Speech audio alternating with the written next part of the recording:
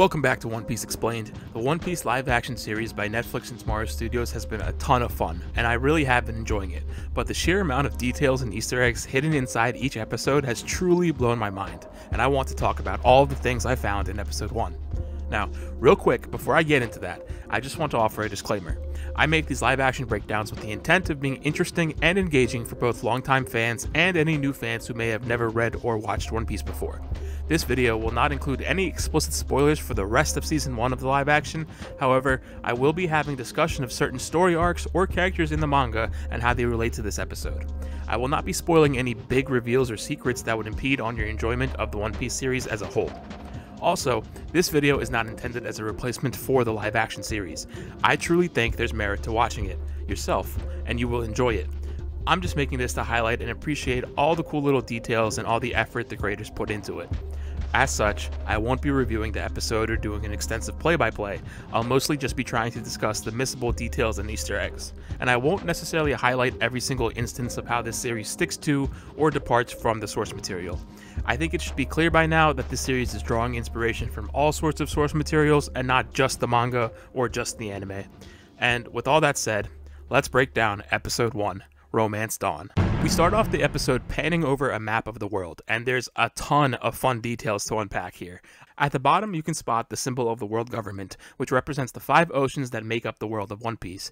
There are 4 outer oceans, the North Blue, the South Blue, the East Blue, and the West Blue, that comprise the 4 quadrants of the world, and then there's the Grand Line, a strip of ocean that runs beneath the North and East Blues and above the South and West Blues. The Grand Line is surrounded by 2 stretches of ocean called the Calm Belts, where there exists no currents or wind. Here we have the ship of the Roger Pirates, the Oro Jackson. The Oro Jackson was the ship that circumnavigated the globe and was what Roger Pirates used to find the One Piece. And as we move through the South Blue, we see an image of Momu, or Mumu. In the source material, Momu is a giant sea beast that serves as the pet of the Arlong Pirates, who act as antagonists later on in the series. It should be noted that in the source material, Momu has never appeared in the South Blue, as it is said to be from the Grand Line and appeared with the Arlong Pirates in the East Blue. Over here, rising out of the Calm Belt, is a Sea King, which are creatures larger and more dangerous than sea beasts. Over on this side of the Grand Line, you can make out the ship crashing into some sharp rocks, just showing how dangerous the Grand Line can be for regular pirates. Now, we pan up further into the East Blue, where the events of this season take place, and we can make out a couple of locations. Over here, we have the Oikot Kingdom. This is the war-torn country where Nami and her sister Nojiko were born before being rescued by Belmare. To its right is the Sambas region, and this is where the seafaring restaurant the Baratier was said to have been located per an official world map. Moving further along, we get Sixus Island, which is an island detailed in the Ace novel and depicted in the Episode A chapter drawn by Dr. Stone's mangaka, Boichi. That story depicts the formation of the Spade Pirates, with Ace and his first mate, Masked Deuce. And over here is a depiction of one of the events of that story that involves this giant monster Spurd.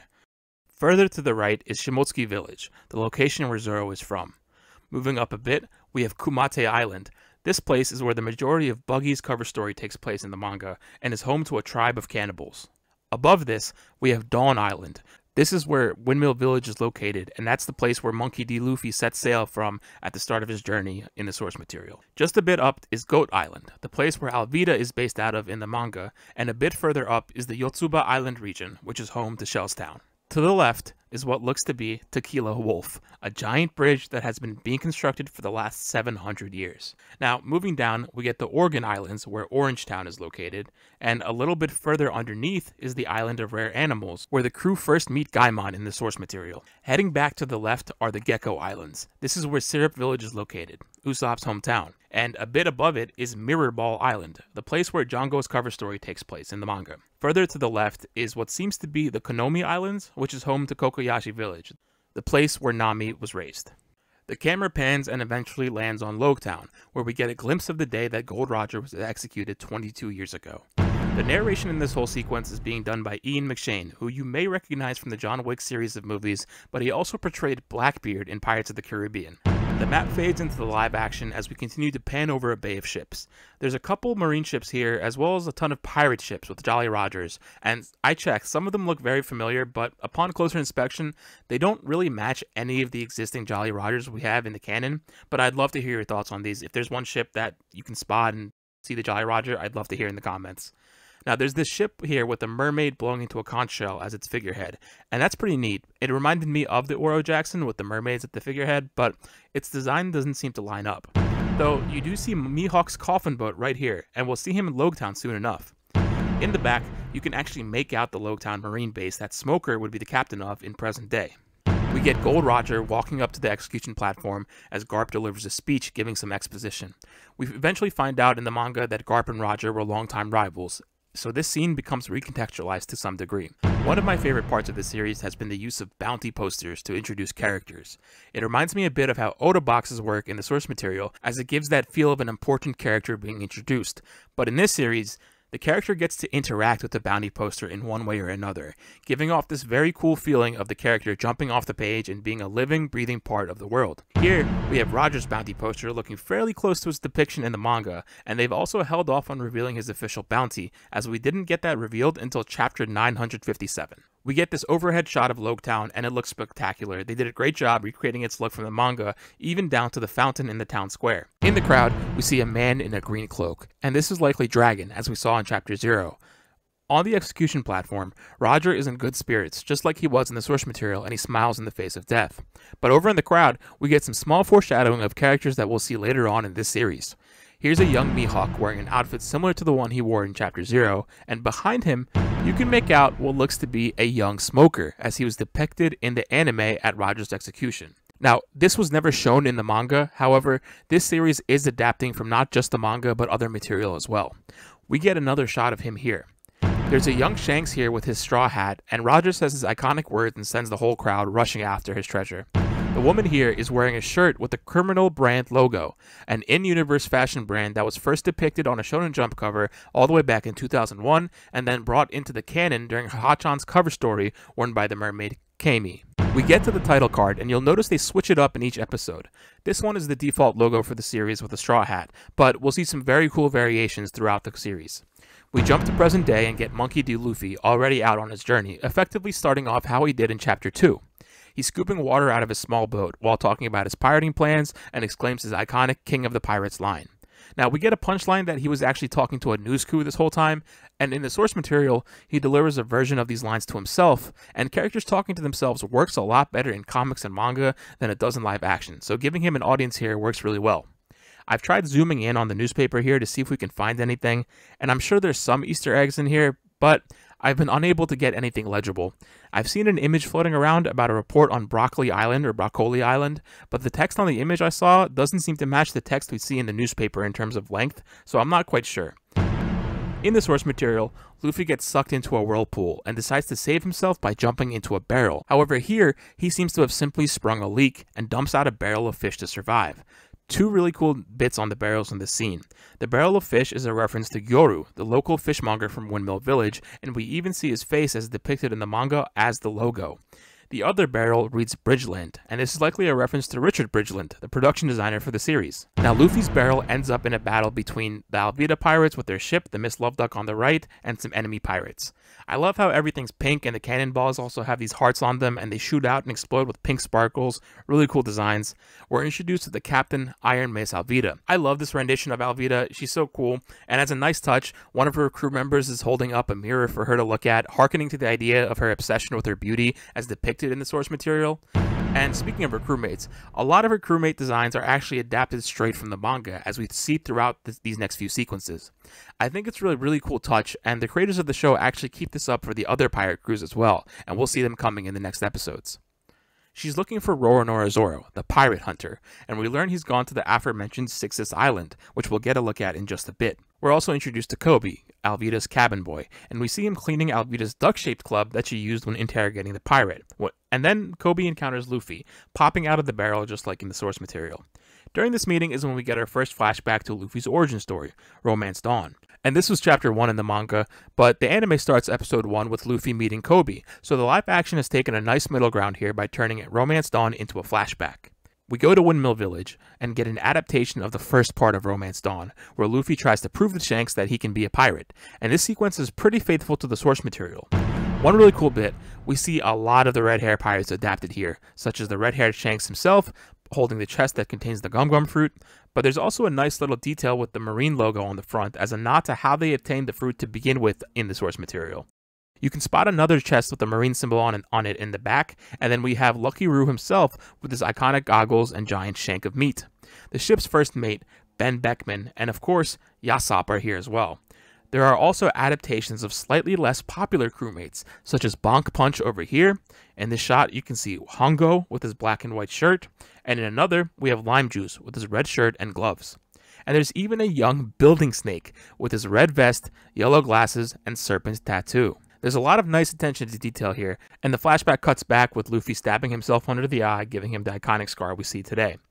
Back in present day, Luffy is looking to get off Alvida's boat, so Koby tells him to head north, and I found it really cool that even though they aren't on Goat Island where the story takes place on the manga, if you look at the map we saw in the intro sequence, north of Goat Island is Shellstown, where Luffy ends up next. They end up waking up Alvida and her crew, and we get a nice shot of Alvida's iron mace. She mistakes Luffy for a bounty hunter that Koby has hired, just like in the manga, and Luffy calls her a sea cow, making her even more mad. And this is also a nod to the aforementioned Momu, who is a sea cow. We get some action sequences and our first look at Luffy's rubber abilities. They do a nice job of showing his capabilities here, from his bullet resistance to his ability to stretch and evade attacks. Alvida swings in frustration trying to get him and ends up hitting a lantern, which is the reason why her ship catches on flame. And we get this adaptation of the sequence from the manga where Luffy stops her mace with his head and fires off a finishing blow, the Gum Gum pistol. Koby is amazed at all this, and Luffy is offered to join him to leave, and I like how we see the reflection of the burning ship in Koby's glasses, as Luffy has metaphorically lit the fire in Koby's eyes and allowed him to follow his dreams. We now cut to Sixus Island, where Ace began his pirate crew, as I explained earlier, and we meet Zoro the Pirate Hunter. He's here to pay tribute to a deceased friend, who we will learn more about in a future episode, but for now, there's a really fun Easter egg here. The matches he uses to light the flame reads Beast of Baltimore and has a tiger as part of the packaging. This is a reference to the legend of the Beast of Baltimore, which is when Frankie ran through the island of Baltimore while wearing a burning tiger skin rug in the source material. Zoro is confronted by Mr. Seven, an agent of Baroque Works. This is really cool. Baroque Works is a criminal organization that are the primary antagonists of the Alabasta saga, which we may see if the series gets to season 2. Mr. Seven has been sent to recruit Zoro, and this is actually a scene that was suggested in the manga itself when Zoro eventually clashes with a high-level Baroque Works agent. Zoro had refused to be recruited and killed the agent, who was revealed in an SBS to be the previous Mr. Seven. Now, if you look at the little sketch of this character that Oda drew, you can see where they got the inspiration for his design in the adaptation, with the spiked hair and the face tattoo. And the rest of his outfit is likely a nod to Baroque-era ruffs that they would wear around their necks. Zoro flips him off and says his favorite number is number 1, a nod to the agent he would end up fighting at the climax of the Alabasta saga. We get a bit of Zoro in action, but he ultimately makes quick work of him by cutting Mr. Seven in half. Moving on, we return to Luffy's flashback, and a lot of the flashbacks in this series will be intermittently dispersed throughout the episodes in order to match up with and drive home some key thematic beats. I think it works pretty well, at the very least, for Luffy's flashback. Shanks stitches up Luffy, a really nice touch that wasn't in the source material proper, and the music you hear in the background is actually Bink's Sake, or Bink's Brew, an in-universe song that was sung by pirates back in the day, and we would learn in the Thriller Bark arc that Luffy had heard this song from Shanks' crew in the past. Really cool decision to include that in these flashbacks. Luffy also mentions how he'll pose for his bounty poster, should he become a pirate. Now, him wanting a bounty is sort of a through line for him across the season. We get Shanks making fun of Luffy for being an anchor, a nod to how Shanks would make fun of him in the source material as well, and this causes Luffy to storm off and end up next to the treasure chest, which held the Gum Gum fruit. And the way he ends up with the fruit is kind of interesting in the context of the more recent chapters, where we got some suggestions about the Gum Gum fruit. Over at the bar, we see Makino, the bartender who plays a big supporting role in the source material, as well as Higama and his mountain bandits, who are just looking for some alcohol. The scene that takes place between him and Shanks is almost identical to the one of the manga, and Shanks offers him his remaining drink, and if you look closely at the bottle, it looks to be locally produced as it reads Dawn Island, the island where Windmill Village is located, and it's raspberry flavored, sorta matching the red of his hair and his epithet. The scene ends with Luffy getting mad at Shanks for not standing up for himself, as they realize that Luffy has eaten the Gum Gum fruit, just like in the manga. And if you look at the sign, it reads Party's Bar, which is also the name of the bar the scene takes place in the source material. In present day, Koby and Luffy are on their way towards Shellstown, and you can make out Alvida's ship still burning in the background. Meanwhile, we get the introduction of Nami the Thief, and her introduction here is pretty much taken straight from the source material in Chapter 8. However, it's adjusted to take place before the events of Shellstown. There are crewmates of Buggy the Clown here, who we'll see later in the episode, and they seem to also be adaptations of the crewmates we saw in this scene in the manga, though there's only 2 of them here this time. Nami tricks them and takes their ship, and you'll notice her outfit is a nod to an early concept for her character that Oda had in an early version of One Piece, also titled Romance Dawn. She opens a notebook and we get some hand-drawn maps, hinting at her cartography abilities, and there are some really neat potential Easter eggs here. The first page she flips through has a very unique island with this Mount Fuji-inspired mountain in the back, as well as the red pagoda structure in the middle. Now, the red pagoda could be Arlong Park that we see later on in this series. However, we get a look at the Konomi Islands that Arlong Park is located on later in the series, and it's relatively flat. There's not any huge mountains sticking out like this. This could be a stretch, but this may be a nod to the Japanese-inspired country of Wano. This is one of the most recent arcs in the manga, and it's where the story was taking place while most of the live-action series was being filmed and produced. And of course, Wano is not in the East Blue, so it wouldn't really make sense for her to have a map of it, but this could just be a little Easter egg for sharp-eyed fans, as she's not shown staying on these pages for very long. And there is another Wano connection later on in the series that we'll talk about in a future breakdown, but if you have a better guess for what this is depicting, I would love to read it in the comments. Similarly, with the other page, I can't exactly put my finger on it. I feel like we've seen this before somewhere. It reminded me a lot of the ruins that we saw in Jinbei's cover story, but that's probably not it as well. I just wanted to draw attention to these 2 pages. If you have an idea of these, please let me know in the comments.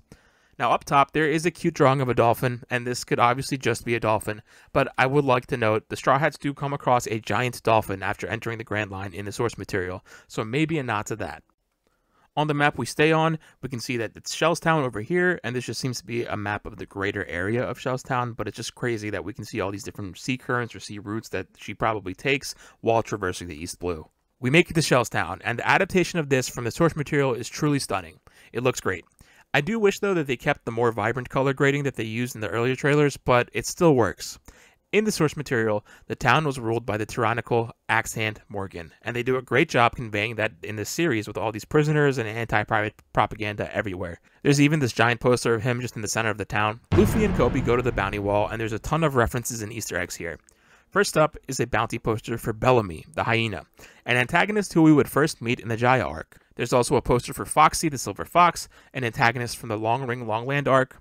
And we get our first look at Buggy the Clown in his Wanted poster, an antagonist for the Orangetown arc, which this series adapts. To the left is a Wanted poster for Django. Django is a hypnotist who is part of the Black Cat Pirates and serves as an antagonist during the Syrup Village arc. Alvida's poster is here as well, but a little bit below we can make out a poster for Cavendish, a pirate who is part of the same generation of pirates as Luffy that we would meet later on in the Dressrosa arc. If you look a little to the right of Alvida's poster, you can make out a hat and a collar that may be part of the bounty poster for Jokul Mihawk, a character that we will see later on in this series. I really love how much of the greater story that they were able to seed into the show. It really makes the world feel as interconnected as possible as it is in the source material, and they're doing a great job setting up for seasons that they might have in the future. Luffy, of course, wonders where his bounty poster is, calling back to his ongoing want for a bounty, even though it's only like his 3rd day out here. Luffy and Koby go to a tavern to get a meal and figure out how they'll get a map to the Grand Line. Luffy wonders if he can steal one from the Marine base by just flying in there, a nod to how he infiltrates the base in the manga. And in the back, you can actually see a Marine soldier who overhears him and turns his head toward him in concern. Then enters Roronoa Zoro, dragging the torso of a deceased Mr. 7 behind him. Notice the name above the door, Food Fu. This is the name of the Shellstown Tavern that Luffy and Koby visit in the source material as well. Zoro sits at the bar and asks for a drink with the dead body beside him, causing the waitress, who is an adaptation of Rurika, to look in concern. Above Mr. 7's head are a bunch of barrels of alcohol on tap, but one of them reads Mikio Ito. This is a reference to one of the gag characters that Oda draws in the background of his series. Ito's poster shows up a lot throughout the East Blue starting from chapter 1, and it's even in Food Fu as well. Sitting beside Zoro is Kabaji, one of Buggy's pirates who we'll see again at the end of the episode. Like I said, I love how interconnected this story is, and if you look in front of him, you'll notice there's a blue beverage. Of course, There do exist blue alcoholic beverages in real life, but I think this is a fun way of introducing the idea that oddly colored food and drink aren't foreign to this world.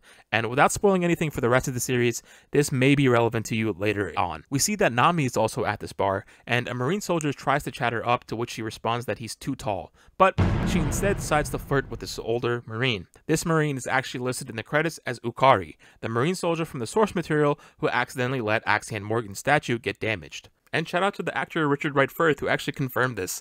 Thank you so much for watching my channel. I really appreciate it. You did a great job in the series. And when Nami later steals Ukari's Marine uniform, we would realize that she actually meant that the first soldier was too tall and thus his outfit wouldn't fit her. A young child, Rika, approaches Zoro with rice balls covered with chocolate, and she accidentally runs them into Helmeppo, Captain Morgan's idiot son. He yells at her and smashes her food, which Zoro then turns and eats as a nod to his introduction in the source material. Most of Shellstown actually goes down very differently in the manga, and I do recommend checking it out if you haven't.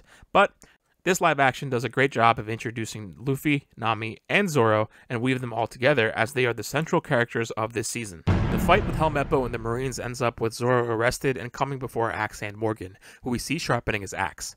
Really fun touch. He also has multiple axe hands of different shapes, and he's been doing all of this in front of a mirror as we get a taste of how vain he is, just like in the source material, with all of these statues and paintings of him around his office.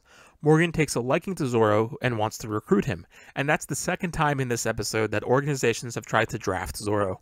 And I think all of this is to convey that Zoro is not interested in joining some corrupt organization, but it also informs the audience that the Marines are not an inherently good force. They were willing to work with criminals, as we'll see throughout the series. And this idea is also echoed later on when Luffy tells Koby that there are good pirates and bad pirates, just like there are good Marines and bad Marines. Morgan backhands Helmeppo for being an idiot, much like he does in the manga, and although Zoro is turning in Mr. Seven's bounty, Morgan ends up sentencing Zoro to be tied up in the courtyard for a week for his acts against the Marines. Like I said, this is all a departure from the source material where Zoro is introduced originally as having already been imprisoned, but no big deal. Longtime fans may have found this weird though. Why would some Shellstown Marines even know or care about a lowly Baroque Works agent? This will make a lot more sense by the end of the episode. Luffy breaks into the courtyard and they recreate this fateful encounter that we saw in the manga, where Luffy asks Zoro to join his crew and ends up breaking him out. Meanwhile, Nami infiltrates the Marines wearing the outfit she stole from Ukari, and this is a nod to her stealing from the Shellstown Marine base in the anime, as well as a nod to her adoptive mother Bellemere being a Marine in the source material.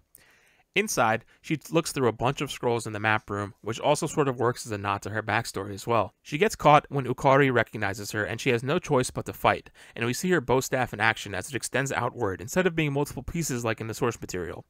Luffy ends up meeting her as they're both looking for the map to the Grand Line, and they sneak about the Marine base trying to find it. They end up hiding in the infirmary, with the room labeled B303.